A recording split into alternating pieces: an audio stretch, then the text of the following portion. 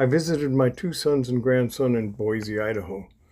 We'd planned a 3-day camping trip to Glass Buttes in Central Oregon. As the weekend approached, the weather was forecast to be cold and rainy, not ideal camping in a remote, desolate area. The elevation is over 6,000 feet and there's no trees or shelter from weather. We weren't prepared for temperatures near freezing and precipitation. The nearest hotel is over an hour away. My oldest son proposed going to Rabbit Springs in southern Idaho. It's a short drive from the town of Jackpot, Nevada. We decided to drive there, see what we could find, and stay the night in a casino in Jackpot. On the way back to their house, we'd return to Rabbit Springs and explore the area. Rabbit Springs is loaded with geodes, thunder eggs, agates, and jasper. In some areas, the ground literally consists entirely of broken and whole geodes and or agates. Scraping off the top reveals even more. It didn't take us long at all to fill our buckets. I used my multi-spectrum ultraviolet field light, which revealed many of the agates and geodes shown yellow, white, blue, green, and orange. The collection was quite colorful. When I got back home, I cut one whole geode in half. It had mud in one half and a calcium coating in the other. It shone green under a 265 nanometer UV light, but not under a 295 nanometer light. The thunder eggs and geodes have quartz nodules, crystals, and druzy. Many of the broken geodes are packed with mud and or calcium coatings. Some of the unbroken geodes even have calcium coatings and mud inside. Some of the agates are large clusters, up to several pounds. The agates are mostly white, and some are smoky or banded. Some have calcite coatings. There are also some orange and tan clusters. Many of the clusters formed in interesting, odd, shattered host rock matrices. Okay, these are rocks from Rabbit Springs.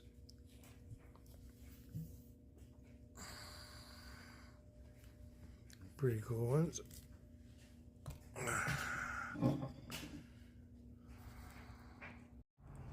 These are some of the geodes and thunder eggs we picked up at Rabbit Springs in southern Idaho. Some of the eggs just solid all the way through, but a lot of them have some interesting features. Like this one here has chamber that went way back through. It's a double geode, one chamber, but it was real deep.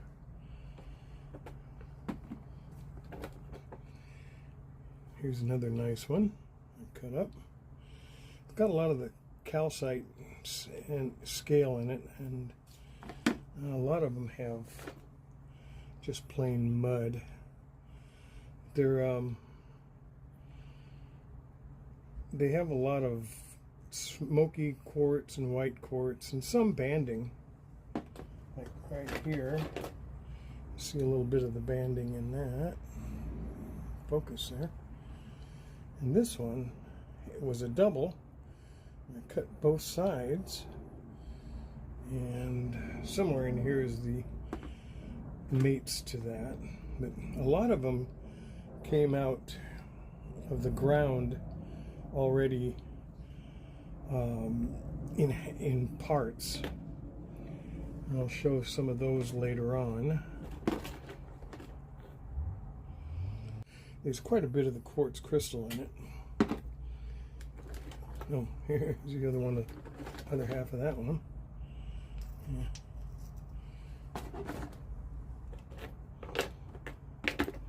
This one I cut both sides of it. It was crushed on one side. But you can see some of the banding in the quartz. A lot of them were doubles that had, one side would be a thunder egg, and the other side a geode. This still got a lot of that mud in there.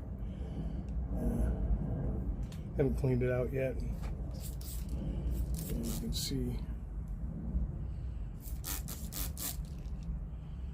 Yeah. Anyway, here's a double that I cut. It had 2 chambers, 2 voids, but they were joined in the middle. Pretty interesting.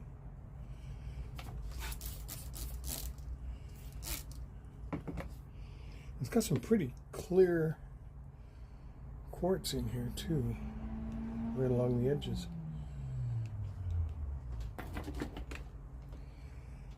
Quite a collection. I only cut up a small bucket of them.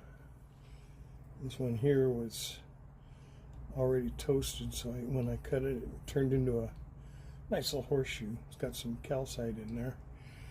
Oh, I'll take that out later with some acid. And just little tiny ones too. Here was a cute edge that I took off.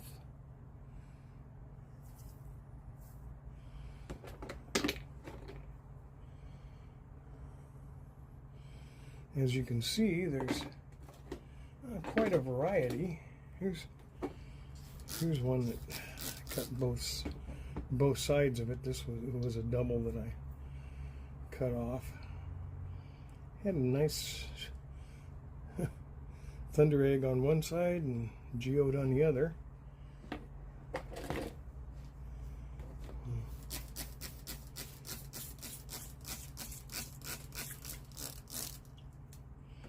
Another one full of mud and calcite, but they look really cute. I'll probably give a bunch of these away, donate them, or the club, the West Seattle Rock Club, give it to them so that they can auction them or sell them at the tables. And here's one that I cut off.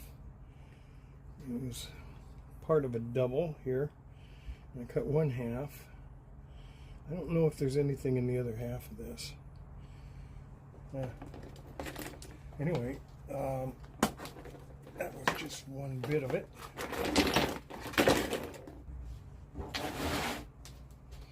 There's a bunch more ready to be cut. A lot of them look like this coming out of the ground, although I cleaned a lot of these out. It was just packed with the calcite, a lot of it. But I took a lot of them and cleaned them up. Here's another one that looked like that on the outside, and on the inside there it was.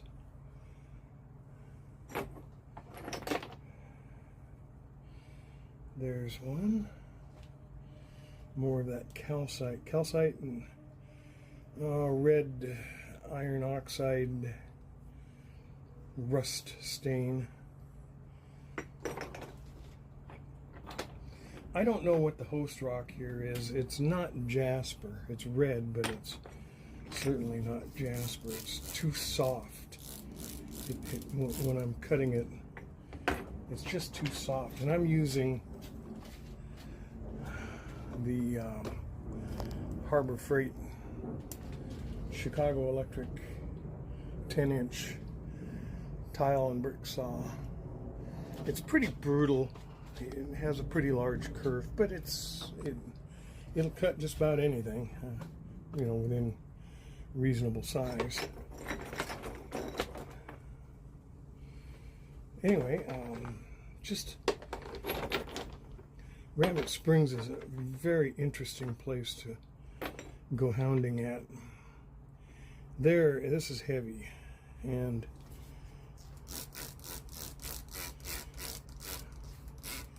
not quite sure what it is. It's heavier than what you'd expect an agate to be. Here's one of the little thunder eggs. I haven't cut it or anything or put it on the flat lap. I'll do that later. These are some of the agates that we pulled out of the ground around there. And that was, it's got a lot of fissures and inclusions, and it's a different shape. Some of them are really odd shaped. This is a seam agate we found. Just, you find them all over the place there. And some weird shapes.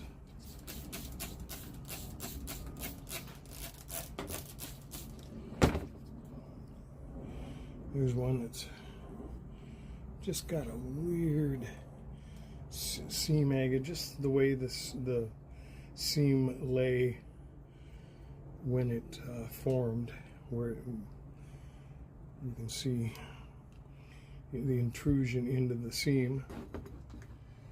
And some big ones. This is about a 8-pounder. Again, it's got the more clear stuff in it. You can see the stuff inside. This will be pretty good for a slabbing. I'm glad I got a couple of new blades, because this will be a lot of slabbing here. And more seam agate.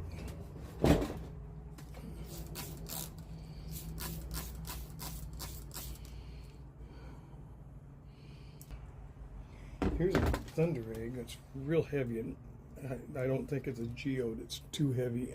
I don't know what it has in it. Got a lot of the iron oxide. Okay, I cut up some rabbit springs. Oh, there's another one. Good Lord. I have so much to cut up.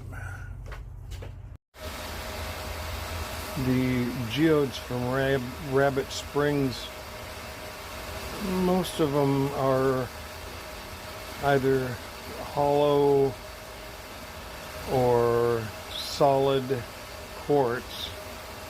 And this one here appears to have smoky quartz, a little bit of banding in it. Here's another geode from Rabbit Springs with banding in the quartz. This is a double geode from Rabbit Springs that I cut. It's got 2 chambers, but they were joined. Interesting looking cut. This is a geode from Rabbit Springs that I cut. It's got a lot of quartz crystal on the back of it. Interesting. That's another geode from Rabbit Springs that I cut up. And cut the back off of it, and has a chamber that goes all the way through.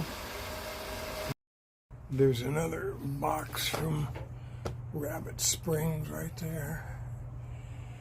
Some that I've slabbed up, and more pieces that I've cut up. See that?